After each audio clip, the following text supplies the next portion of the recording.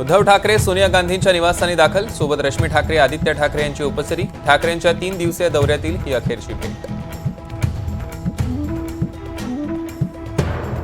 वक्फ बोर्डात सुधारणा करणारं विधेयक लोकसभेत सादर. काँग्रेससह सपाचा विरोधाचा सूर. महाराष्ट्रातील निवडणुका डोळ्यासमोर ठेवून विधेयक सादर केलं असल्याचा काँग्रेसचा आरोप. सरकारकडे लाडकी बहीण योजनेसाठी पैसे आहेत, पण लोकांच्या जमिनीची मोबदला द्यायला पैसे नाहीत का? सर्वोच्च न्यायालयाचा राज्य सरकारला सवाल. 1995 सालच्या खटल्यावरनं सर्वोच्च न्यायालयानं राज्य सरकारला फटकारलं. मुख्यमंत्री लाडकी बहीण योजना ही 5 वर्ष चालणार. अजितदादांचा वादा. दिंडोरीमध्ये राष्ट्रवादीच्या जनसन्मान यात्रेत अजित पवारांनी सरकारच्या योजनांचा वाचला पाढा.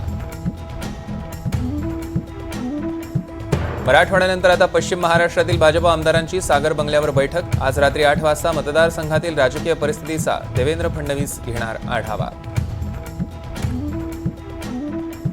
दिल्लीत उद्धव ठाकरेंनी केजरीवालांच्या कुटुंबियांची घेतली भेट. केजरीवालांचे आई वडील पत्नीसोबत चर्चा केल्यानंतर उद्धव ठाकरे आज संध्याकाळी सोनिया गांधींची घेत आहेत भेट.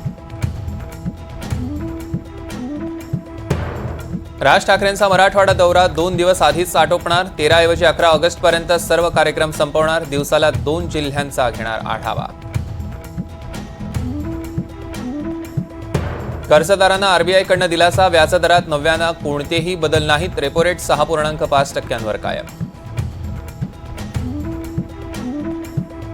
पॅरिस ऑलिम्पिकमधनं आणखी एक आनंदाची बातमी. कुस्तीपटू अमन सेहरावत सेमीफायनलमध्ये दाखल. पुरुषांच्या 57 किलो वजनी गटात अल्बानियाच्या झलीम खान अबाकारोव्हला धूळ चारत गाठली उपांत्य फेरी.